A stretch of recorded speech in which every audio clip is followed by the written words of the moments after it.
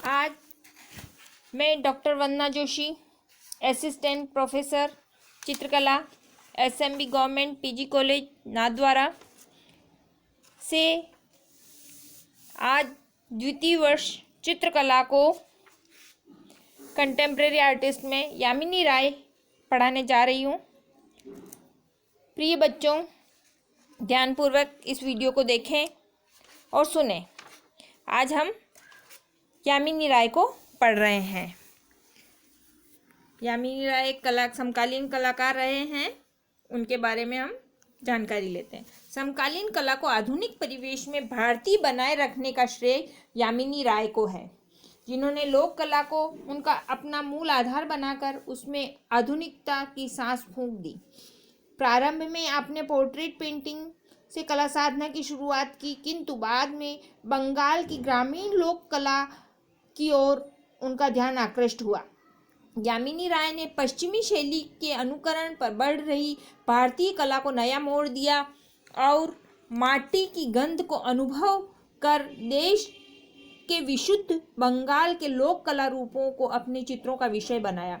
उन्होंने कला में पश्चिमी प्रणालियों का अंधानुकरण न कर मौलिक कला तत्वों से भारतीय संस्कृति का समावेश किया और एक लोकोन्मुख कला शैली का विकास किया, जिसकी पहचान व ख्याति भारत में ही नहीं बल्कि कालांतर में सारे विश्व में फैली और स्थापित हुई।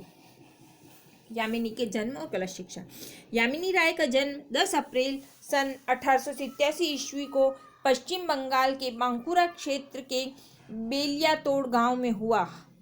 इनके पिता राम रतन राय एक उच्च जमींदार एवं शिल्प प्रेमी थे। पिता से दाई में मिले शिल्प प्रेम ने यामिनी को बचपन में ही आकृष्ट किया और उनका रुझान भी कला के प्रति दिन पर दिन बढ़ने लगा।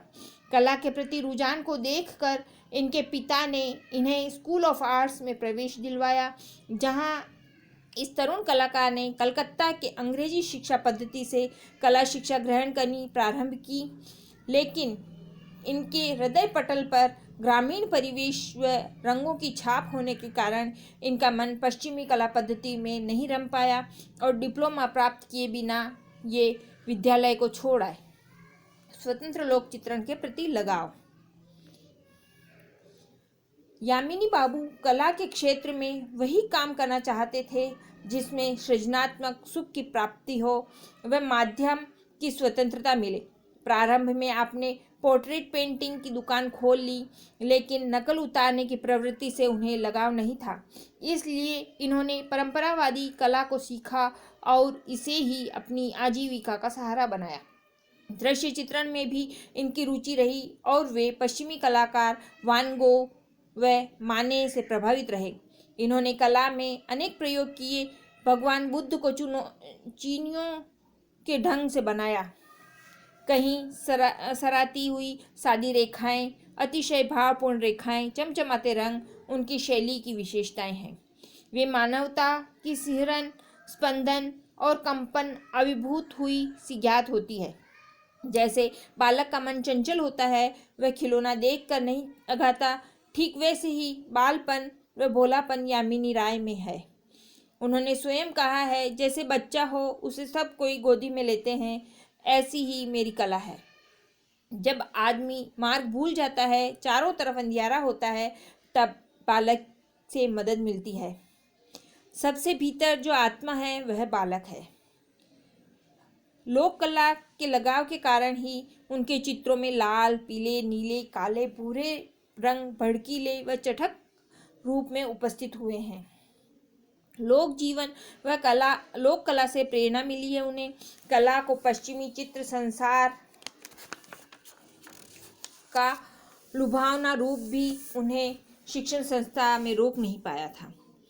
उसे त्याग कर यह अपने अंतर्मन की खोज को संतुष्ट करने के लिए उपेक्षित लोक कलाओं व बाजारों कही जाने वाली कला की शरण में गए और लोक जीवन का व्यापक अध्ययन किया। इसी समय वे कालीघाट के पटुआ कलाकारों के संपर्क में आए और उनकी कला से बेहद प्रभावित हुए। देवी देवता, पशु पक्षी, जलचर, बंगाली जीवन इन चित्रों के मुख्य विषय थे। उन्होंने कला का आधार बनाकर अपनी नई लोक शैली विकसित की तथा अभिप्रायों व रूपों को ग्रहण कर उसे नवीन चित्रात्मक शैली में पिरोया। इन्होंने इस बात की जरा भी परवाह नहीं की कि पश्चिमी शैली के बढ़ते हुए प्रतिमानों को आदर्श समझने वाले तत्कालीन समाज में उनकी देशी कला को प्रतिष्ठा मिलेगी या नहीं। वे निस्वार्थ भाव से आडंबरहीन लोक कला के उन्नयन में लग गए। मूक आकारों की खोज व रंगों के समवितरण का प्रयोग उन्हें बंगाल की देहाती गुड़ियों की ओर ले गया था। उन्होंने सरलीकृत रूपों में अपना रुझान बढ़ाया, पृष्ठभूमि पर काजल की रेखाओं से काम लिया व कुशल कलाभिरुचि के सहारे वस्तु के उभार का अंकन किया। उभार का यह चित्रण तलों के उपयोग में नहीं वरन प्रवाहमान रेखा के चाक्षुष प्रयोग के सहारे किया। पौराणिक गाथाओं व धार्मिक चित्रों में उन्होंने निष्कपट व शुद्ध हृदय भावना की कलात्मक झांकी प्रस्तुत की। यामिनी राय के चित्र आदर्श चिंतन एवं लोक जीवन की अनुभूति से सराबोर हैं। उनके चित्र मौलिक लोक चेतना से उद्भूत ऐसी चित्ताकर्षक कृतियां हैं जो हमारे समक्ष बच्चों की सी सहज कल्पना से युक्त रूपाकारों व रंगों के झिलमिलाते परिदृश्य उपस्थित करती है। यामिनी राय का संपूर्ण चित्रकर्म लोक जीवन की प्रेरणा प्रदत्त करता है। लोक प्रथाओं एवं विषयों को कला में मुख्यतः प्रदान करने का उद्देश्य यह था कि लोगों को उन अंचलों से अवगत कराएं जहां भारत की आत्मा निवास करती है। सच्चे भारतीय कलाकार यामिनी राय कभी किसी वाद से नहीं जुड़े और न किसी खास चित्रकार की शैली का अनुकरण किया। उनके चित्रों की एक निजी शैली थी।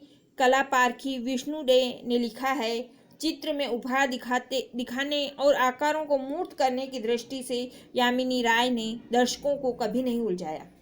भावना में भारतीय रूप में, भारतीय प्रेरणा में, भारतीय हर माने में वे सच्चे भारतीय कलाकार हैं।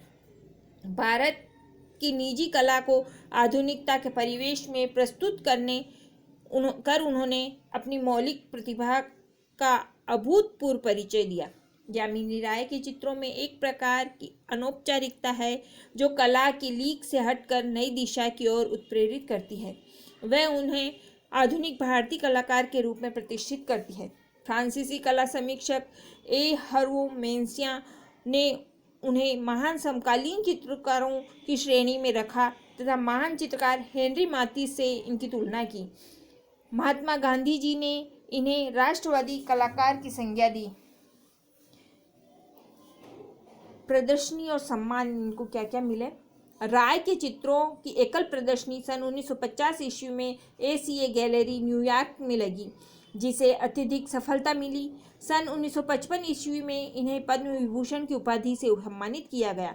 अपनी कला के माध्यम से राय ने सहज भारतीय कला रूपों को संस्कार दिया। उनकी कला भारतीयता से बढ़कर विश्वजनीन हो गई। चित्रण यात्रा व प्रसिद्ध चित्रित विषय। कला के माध्यम से जन साधारण से जुड़ने की आकांक्षा रखते हुए इसी दिशा में लगातार सक्रिय रहते हुए राय ने काम किया। इनके चित्रों के विषय भी ऐसे ही रहे जिनसे पटुआ लोक परंपरा को नवजीवन मिला। मदर एंड चाइल्ड चित्र में सादगीकरण भावना का अद्भुत प्रस्तुतिकरण है। उनके चित्र प्रभाव की दृष्टि से असाधारण है। ढोलक वादक, संथाल स्त्रियां, भेंट, सीता की अग्नि परीक्षा, टैगोर और बापू पुजारी ने रथ यात्रा, घोड़ा गाड़ी, माँ और शिशु उनके प्रमुख चित्र हैं। राय के चित्र मॉडर्न प्रभाव से भी अछूते न रहे, लेकिन उन्होंने अत्यंत सुंदरता से उन तत्वों को समाविष्ट किया। भारतीय प्राचीन व आधुनिक मॉडर्न दोनों परंपराओं के अनुकूल किंग एवं क्वीन, घोड़ा, गाय, औडी, वैष्णव में भोला भाला लोक कला वाला भाव प्रभावशाली ढंग से प्रस्तुत किया गया है। लेकिन हेड ऑफ ए संथाल में लंबी मोटी गर्दन विकृताकरण का आंशिक आधुनिक प्रभाव इंगित करती है। राय जीवन पर्यंत एक आदर्शवादी चित्रकार रहे। भूख और गरीबी की मार से त्रस्त बंगाल के करुण दृश्यों, अनाथों, निराश्रितों और उपेक्षा का जीवन जी रहे स्त्री पुरुषों का चित्रण करके यामिनी राय को विशेष सुख प्राप्त होता था। शांत और अशांत दोनों मनस्थितियों में वे चित्रों की रचना त्वरित गति से करते थे। धीरे धीरे इनके चित्रों की ख्याति इतनी बढ़ गई कि ये चाहते तो अपने चित्रों को उच्च मूल्य से बेचकर अच्छी खासी रकम वसूल करते थे, लेकिन निस्वार्थ भावना से कला की साधना में रत इस महान कलाकार ने कभी भी व्यावसायिक उपयोग की बात नहीं सोची। कहते हैं अपने जीवन काल में उन्होंने अपना कोई भी चित्र 350 रुपये से अधिक मूल्य में नहीं बेचा। वे उन्मुक्त होकर कला से जुड़े रहे तथा अनवरत साधना के साथ जीवन पक्ष पर अग्रसर होते रहे। कला शिक्षण सन 1929 ईस्वी से सन 1936 ईस्वी के मध्य में कला विद्यालय लाहौर में सहायक निदेशक पद पर कार्य किया।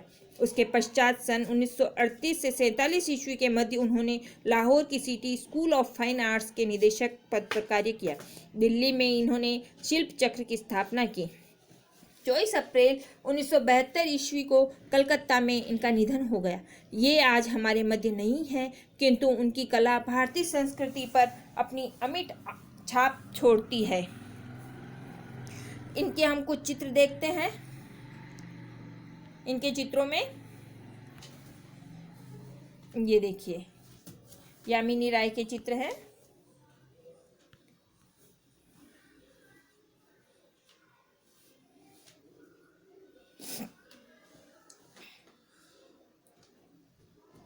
लोक कला से प्रभावित है।